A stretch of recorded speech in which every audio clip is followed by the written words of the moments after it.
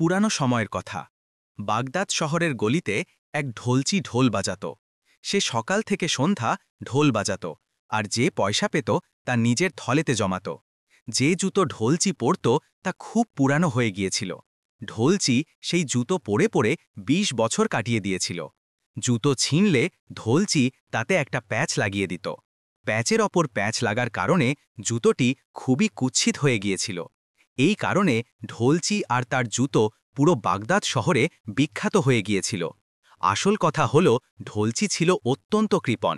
সে ঢোল বাজিয়ে টাকা তো উপার্জন করত, কিন্তু যতটা উপার্জন করত তার খুব অল্পই নিজের জন্য খরচ করত। কষ্ট সহ্য করে জীবনযাপন করা আর টাকা পয়সা জমানোই তার বেঁচে থাকার উদ্দেশ্য হয়ে গিয়েছিল। সে নিজে পেট ভরে খেত না, আর এই টাকা দিয়ে কারো কাজেও আসত না। একদিন ঢোলচি বাজারে গেল। তখন কি দেখে? হালবের এক ব্যবসায়ী কাঁচের অনেক সোনালি আর সুন্দর পাত্র বিক্রি করতে এনেছিল। সে ছিল খুব চালাক। তার তাড়াতাড়ি বুঝতে পারল যে ব্যবসায়ী তার মাল বিক্রির জন্য খুব চিন্তিত, কিন্তু তাকে কোনো ভালো ক্রেতা পাওয়া যাচ্ছিল না। ঢোলচি এত সুন্দর পাত্র দেখে তার লোভ বেড়ে গেল। তার মনে অসৎ চিন্তা জাগল। সে সোজা ব্যবসায়ীর কাছে গিয়ে মিথ্যা কথা বলতে শুরু করল। ঢোলচি বলল, মিয়া ব্যবসায়ী, এখানে এই মাল বিক্রি হওয়া খুব কঠিন। আমার কথা শোনো, যদি কোনো কদরদান পাও তবে যেভাবে হোক এই পাত্র বিক্রি করে তোমার বোঝা হালকা করো। ব্যবসায়ী ঢোলচির মিষ্টি কথায় প্রতারিত হয়ে গেল। কিছুক্ষণ দরদামের পর সে এত সুন্দর পাত্র মাত্র ৬০ দিনারে ঢোলচির কাছে বিক্রি করে দিল। নিশ্চিতভাবে যদি সেই প্রতারণায় না পড়ত তবে এই পাত্র ঢোলচির দেওয়া দামের ১০ গুণ বেশি দামে বিক্রি হতো। ঢোলচি মনে মনে ভেবে খুব খুশি হল যে আজ তো আমি ব্যবসায়ীকে ভালো বোকা বানিয়েছি। বড় এসেছিল সেখান থেকে ব্যবসা করতে, এখন আমি এই পাত্র দিয়ে কয়েক গুণ বেশি মুনাফা করব। এই কথা ভাবতে ভাবতেই সে এক খেজুর বিক্রেতার দোকানে গেল এবং তার কাছ থেকেও নানা চালাকি করে সস্তায় খেজুর কিনে নিল। তারপর সেই চালাকি করে কেনা খেজুর সেই সুন্দর পাত্রগুলোতে ভরে নিল। যখন সেই জিনিস নিয়ে বাড়ি পৌঁছালো, তখন ঘরের মধ্যে সোনালি পাত্রগুলো সাজিয়ে রাখল। একদিন ঢোলকি ভাবল যে সে হাম্মামে গিয়ে গোসল করবে, কারণ মাসের পর মাস হয়ে গিয়েছিল সে গোসল করেনি। পরের দিন সে খুব ভোরে উঠে বাগদাদের এক বিখ্যাত হাম্মামে পৌঁছে গেল। কাকতালীয়ভাবে সেখানে তার এক বন্ধুও উপস্থিত ছিল। তার নজর ঢোলকির জুতোর ওপর পড়ল, যা এখন জুতো কি অনেক প্যাচের এক সমষ্টি হয়ে গিয়েছিল। মুক্তোর নামে কলঙ্ক হয়ে গিয়েছিল এবং তাতে প্যাচের ওপর প্যাচ লাগানো দেখা যাচ্ছিল। এটি দেখে বন্ধুতে থেকে থাকতে পারল না এবং বলল, আমার প্রিয়, তোমার কাছে আল্লাহর দেওয়া সব কিছুই আছে। আল্লাহ তোমাকে সম্পদ দিয়েছেন, তবুও তোমার চুল বাঁচে না, একমাত্র প্রাণটাই যায় না। আল্লাহ মিয়া থেকে নিয়ে আসে। শেষ পর্যন্ত কতদিন এটাকে সামলে রাখবে? আর এই জুতোর পিছনে কতদিন লেগে থাকবে? আল্লাহর জন্য এটাকে ছেড়ে দাও, এতে তোমার কত বড় খরচ হয়ে যাবে। এর চেয়ে অনেক বেশি তুমি প্রতিদিন উপার্জন করো। কাকতালীয়ভাবে সময়টা ভালো ছিল। বন্ধুর কথা তার মনে গেঁথে গেল এবং সে জবাব দিল, ভাই, তুমি ঠিক বলো, আমি ইনশাআল্লাহ কালই তোমার উপদেশে কাজ করব। এত বলার পর ঢোলকি হাম্মামের ভিতরে গেল এবং অনেকক্ষণ ধরে সপ্তাহের ময়লা পরিষ্কার করল। যখন সে পেট ভরে গোসল করে হাম্মাম থেকে বেরিয়ে কাপড় পরার জন্য ঘরে ঢুকল, তখন তার চোখ বিস্ময়ে হতবাক হয়ে গেল যে তার ১০ বছরের পুরানো জুতোর পাশেই এক জোড়া নতুন জুতো রাখা ছিল। সে তৎক্ষণাৎ ভাবল, সত্যিই আমার বন্ধু কতটা দয়ালু আর উদার মনের মালিক। শেষ পর্যন্ত সে থেকে থাকতে পারেনি এবং আমার জন্য একজোড়া নতুন জুতো রেখে গেছে। আল্লাহ তাকে ভালো প্রতিদান দিক। বন্ধুত্ব হলে এমনই হওয়া উচিত। ঢোলকি খুশিতে তাড়াতাড়ি পা বাড়াল এবং নতুন জুতো পরে বাড়ির পথ ধরল। আজ ঢোলকি খুব খুশি ছিল যে আল্লাহ বিনা পয়সায় নতুন জুতো দিয়েছেন। তাকে এটা জানা ছিল না যে তার এই সব খুশি মাটিতে মিশে যাবে এবং এই জুতো বাড়িতে আসতেই মুশকিল তার দরজায় হাজির হবে। এমন মনে হচ্ছিল যে ভাগ্য ঢোলকির কাছ থেকে তার কৃপণতার বদলা নিতে চায় এবং এই কথার শাস্তি দিতে চায় যে ১০ বছরের সেবার পরেও জুতো ছাড়ার সময় তার একটুও দুঃখ হয়নি এবং সে এমনি ফেলে চলে এসেছিল। আসলে যে জুতো ঢোলচি তার বন্ধুর উপহার মনে করছিল, তা দুর্ভাগ্যবশত বাগদাদের কাজীর জুতো ছিল। কাজীও সেই সময় হাম্মামে গোসল করতে গিয়েছিলেন। যখন কাজী গোসল শেষ করে জুতো খুঁজলেন, তখন জুতো পেলেন না। এতে তিনি খুব রেগে গেলেন। তিনি হাম্মামের মালিককে হুকুম দিলেন যে পুরো জায়গায় তল্লাশি নেওয়া হোক, হয়তো এমন কোনো জুতো পাওয়া যাবে যার কোনো মালিক নেই, এবং এর মাধ্যমে জুতো চুরি করা ব্যক্তির সন্ধান পাওয়া যাবে। অনেক খোঁজাখুঁজির পর এমন একজোড়া জুতো পাওয়া গেল যার কোনো দাবিদার ছিল না, আর তা ছিল ঢোলচির জুতো। কারণ এই জুতো বাগদাদ জুড়ে বিখ্যাত হয়ে গিয়েছিল, তাই দেখা মাত্রই লোকেরা তা চিনে ফেলল এবং কাজীর কাছে পুরো ঘটনা বর্ণনা করল। কাজী যখন এই কথা শুনলেন, তিনি তার লোকজনকে হুকুম দিলেন যে তৎক্ষণাৎ ঢোলচির বাড়ি ঘিরে ফেলো এবং ভিতরে ঢোকে জুতোর খোঁজ করো। তারা তাই করল এবং বাড়ি তল্লাশি করে কাজীর জুতো পেয়ে গেল। তারা জুতো জব্দ করল এবং ঢোলচিকেও ধরে নিয়ে গেল, কারণ তারা মনে মনে ঢোলচিকে চোর ভেবেছিল। যখন ঢোলচি কাজীর সামনে হাজির হল, তখন সে নিজেকে নির্দোষ প্রমাণ করার জন্য অনেক চেষ্টা করল, কিন্তু কাজী কিছুই শুনলেন না, কারণ চুরির মাল তার বাড়ি থেকেই উদ্ধার হয়েছিল। কাজী ঢোলচিকে বেত্রাঘাত করালেন এবং কিছুদিন কারাগারে রাখার পর একটা বড় অঙ্কের জরিমানা করলেন। যখন কারাবাসের মেয়াদ শেষ হল, তখন ঢোলচি কারাগার থেকে ছাড়া পেল। এখন দুঃখ আর রাগে তার বড় খারাপ অবস্থা হয়েছিল। সে কখনো নিজেকে গালি দিত, কখনো সেই অভিশপ্ত জুতোকে শতেক খারাপ কথা বলত। সে ভাবত এই সবই সেই অভিশপ্ত জুতোর কারণে। যদি এই জুতো না থাকত, তবে আমি এত বিপদে পড়তাম না এবং নানা রকম অপমান সহ্য করতে হতো না। এই সবই তার কীর্তি। যতই সে তার এই অবস্থার কথা ভাবত, জুতোর উপর তার রাগ ততই বাড়ত। অবশেষে সে মনে মনে ঠিক করল যে প্রথমে এই পুরানো জুতোকে এমনভাবে ফেলে দেবে তে চিরকালের জন্য এর থেকে মুক্তি পাওয়া যায়। তার মনে হল জুতোকে দজলা নদীতে কোনো গভীর জায়গায় ডুবিয়ে দেবে। তাই সে ভোরবেলা জুতোকে একটা পুরানো কাপড়ে মুড়ে দজলা নদীর দিকে রওনা হল এবং এমন একটা জায়গায় গেল যেখানে তার মনে হয়েছিল পানির গভীরতা খুব বেশি হবে। সে জুতোটাকে জোরে ঘুরিয়ে ছুঁড়ে ফেলল, যা খুব ভারী ছিল এবং ওজনের কারণে তৎক্ষণাৎ তলিয়ে গেল। ঢোলচি যখন পানিতে জুতোর কোনো চিহ্ন দেখল না, তখন স্বস্তির নিঃশ্বাস ফেলল এবং মনে মনে খুশি হয়ে বাড়ি ফিরল। কিন্তু তার দুর্ভাগ্য তখনও তার পিছু ছাড়েনি। পরের দিনই দজলা নদীর সেই জায়গায় এক দুর্ভাগ্যা মাছ ধরার লোক এসে হাজির হল এবং বড় আশা নিয়ে জাল ফেলল। কিছুক্ষণ পর যখন জাল ভারী মনে হল, তখন সে খুশি হয়ে ধীরে ধীরে জাল টেনে তুলল। জাল বের করার পর তার সব আশায় পানি ঢেলে গেল, কারণ জালে সেই ঢোলচির বাঁধা জুতো আটকে ছিল। মাছ ধরার লোক জুতো দেখে তৎক্ষণাৎ চিনে ফেলল, কারণ বাগদাদের কেউই এমন ছিল না যে এই জুতোর কথা জানত না। সে বলল, হোক না হোক এই জুতো কোনোভাবে ঢোলচির থেকে ছুটে নদীতে পড়ে গেছে, কারণ ঢোলচির ডুব দেওয়ার সাহস ছিল না, এই কারণে এটা তলায় পড়েছিল। এখন আমি এটা ঢোলচির কাছে ফিরিয়ে দেব, যাতে সে তার হারানো জিনিস পেয়ে খুশি হয়। মাছ ধরার লোক জুতো নিয়ে ঢোলচির বাড়ি পৌঁছাল। সে ডাক দিল, কিন্তু কেউ উত্তর দিল না। মাছ ধরার লোক বাধ্য হয়ে বাগদাদের বাজারে ঢোলচিকে খুঁজতে লাগল, যাতে কোথাও ঢোলচি পাওয়া গেলে তার জুতো ফিরিয়ে দেয়। দুর্ভাগ্যবশত ঢোলচি খুঁজেও পাওয়া গেল না। বাধ্য হয়ে মাছ ধরার লোক আবার তার বাড়ির দিকে ফিরল এবং জোরে জোরে দরজায় ধাক্কা দিল, যাতে ঢোলচি শুনতে পায় এবং তার ঘুম ভেঙে যায়। যখন এই আশাও পূরণ হল না, তখন সে পরের দিন সকালে আবার আসার ঠিক করল। মাছ ধরার লোক ফিরে যাওয়ার ইচ্ছা করছিল, তখন হঠাৎ তার নজর ঢোলচির বাড়ির একটা খোলা জানালায় পড়ল। তৎক্ষণাৎ তার মনে হল যে জুতোটাকে এই জানালা দিয়ে বাড়ির ভিতরে ফেলে দেবে, যাতে ঢোলচি বাড়ি ফিরলে তার হারানো জুতো পেয়ে যায়।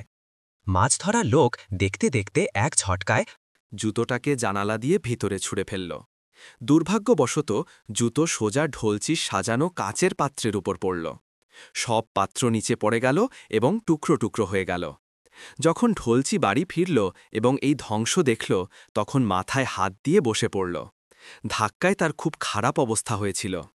অবশেষে এই দুঃখ সে সহ্য করতে পারল না এবং চিৎকার করে কাঁদতে লাগল।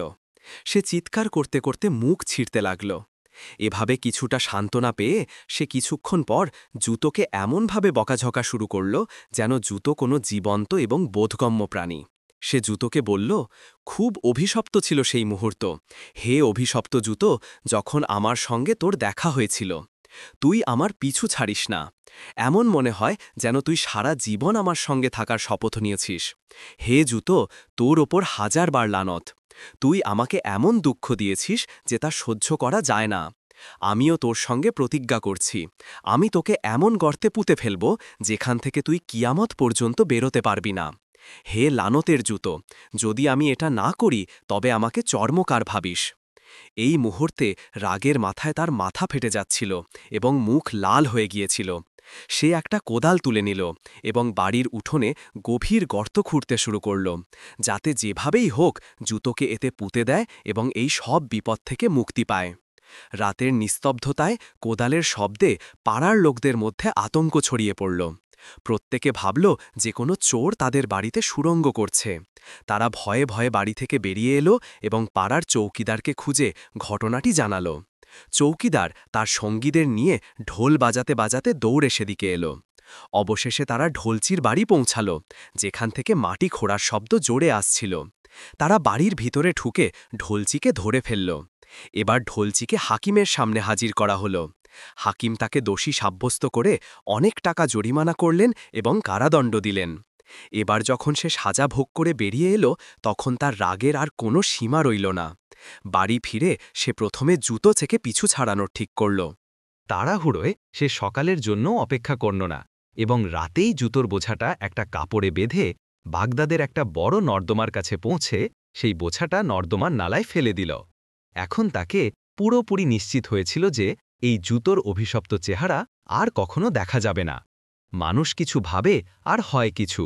ঘটনা এই যে কয়েকদিন পর নালা বন্ধ হয়ে গেল এবং এর কারণে চারদিকে দুর্গন্ধ ছড়িয়ে পড়ল। লোকেরা এই সমস্যার সমাধান খুঁজতে শুরু করল। তখন দেখা গেল নালায় কিছু আটকে আছে, যার কারণে পানি চারদিকে ছড়িয়ে পড়ছে। লোকেরা সারা দিন চেষ্টা করল যাতে নালায় আটকে থাকা জিনিসটা বের করা যায়। অবশেষে যখন জিনিসটা বের হলো, তখন লোকেরা দেখে খুব রেগে গেল যে এটা সেই ঢোলচির জুতো যা লোকদের বিপদে ফেলে রেখেছিল। অবশেষে সবাই কোতোয়ানকে খবর দিল এবং সিপাহীরা আবার ঢোলচিকে ধরে কাজীর সামনে নিয়ে গেল। এবার কাজী তিনটি জরিমানা করলেন। এক জরিমানা এই ক্ষতির জন্য যা জুতোর কারণে হয়েছিল, দ্বিতীয়টি নর্দমার মালিককে দেওয়ার জন্য এবং তৃতীয়টি অবহেলার জন্য।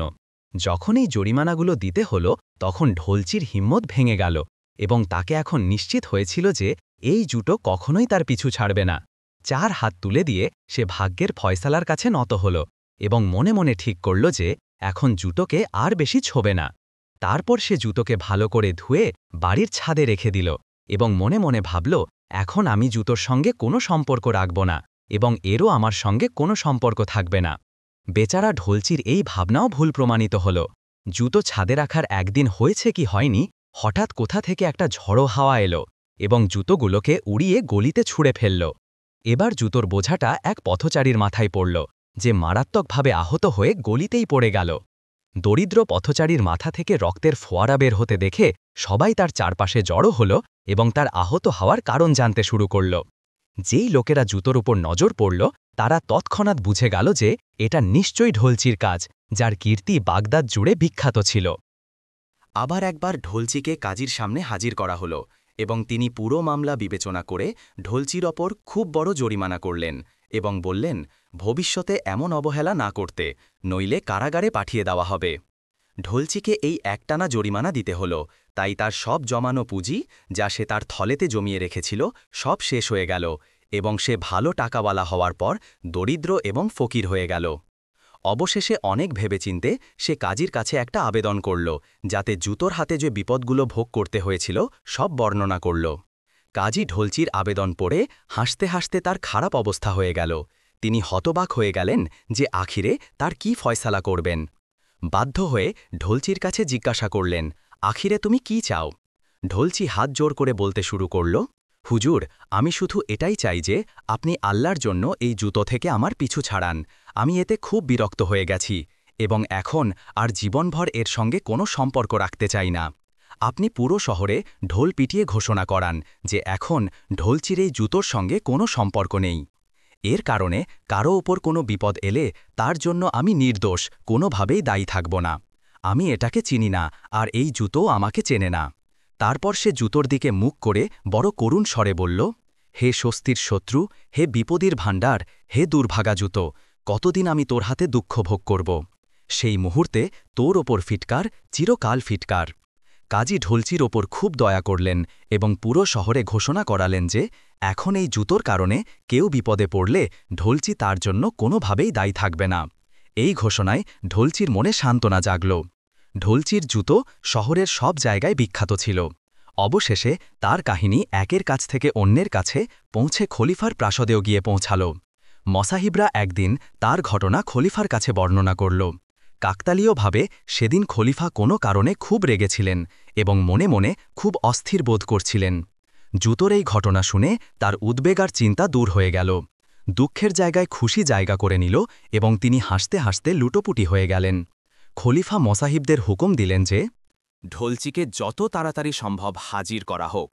এদিকে ঢোলচি তার বাড়িতে চুপচাপ ঘুমাচ্ছিল। সেই রাতে সে একটা অদ্ভুত এবং অনন্য স্বপ্ন দেখল। স্বপ্নে সে কি দেখে? জুতো তার সঙ্গে কথা বলছে এবং ঢোলচিকে বকাঝকা করে বলছে, আমার হাতে যে বিপদগুলো তোর ওপর এসেছে তার জন্য তুই আমার মতো পুরানো সঙ্গীর ওপর রাগ করছিস। এটা বুঝিস না যে এতে আমার কি দোষ? যা কিছু হয়েছে তা আল্লাহই করেছেন। হয়তো আল্লাহ তোকে এই কষ্টে ফেলে তোর কৃপণতার পাপ থেকে তোকে পবিত্র করতে চান এবং তোর এই টাকা জমানোর লোভ ও হবস ছাড়াতে চান। এখন পর্যন্ত তুই কখনো আল্লাহর পথে একটা দিরহামও খরচ করিসনি। 10 বছর ধরে আমিই তোর অবস্থা দেখছি। এখন যদি তোর এই কাজের জন্য আল্লাহর কাছ থেকে শাস্তি পাচ্ছিস, তবে এতে অবাক হচ্ছিস কেন? এখনও কিছু যায়নি। যদি তুই আমার সঙ্গে প্রতিজ্ঞা করিস যে ফকির আর মুহতাজদের তোর টাকা দিয়ে সাহায্য করবি, তবে আমি তোকে নিশ্চয়তা দিচ্ছি যে তোর বিপদ কেটে যাবে। কারণ যে ব্যক্তি অন্যের কাজে আসে সেই আসলে আল্লাহর দেওয়া নিয়ামতের শুকরিয়া আদায় করে এবং তাতেই আল্লাহ খুশি হন। ঢোলচি জুতোর এই উপদেশে খুব খুশি হল এবং আল্লাহকে সাক্ষী রেখে জুতোর সঙ্গে প্রতিজ্ঞা করল যে এখন আমি এর উপদেশ মেনে চলব। ঢোলচি স্বপ্নে তার কথা শেষ করতে না করতেই কারো জোরে জোরে দরজায় ধাক্কার শব্দ শুনতে পেল। ঘাবড়ে গিয়ে উঠে বাইরে গেল, তখন খলিফার সিপাহীরা তাকে সঙ্গে নিয়ে যাওয়ার জন্য বাইরে দাঁড়িয়েছিল। খলিফার হুকুম শুনে সে তাড়াতাড়ি কাপড় বদলে সিপাহীদের সঙ্গে চলে গেল। খলিফা ঢোলচিকে দেখে মুচকি হাসলেন এবং হেসে বললেন, হ্যাঁ ভাই, জুতোর কাহিনীটা একটু বলো। ঢোলচি তার পুরো কাহিনী খলিফার কাছে বলে শোনাল। এই কাহিনী শুনে খলিফা খুব খুশি হলেন এবং ঢোলচিকে এত পুরস্কার দিলেন যে সে জীবনভরের জন্য ধনী হয়ে গেল। সে স্বপ্নে জুতোর সঙ্গে যে প্রতিজ্ঞা করেছিল তা পূরণ করে দেখাল। নিজেও খেত এবং অন্যকেও খাওয়াত। বন্ধুরা, এই গল্প তোমাদের কেমন লাগলো? কমেন্টে তোমাদের মতামত অবশ্যই জানাও।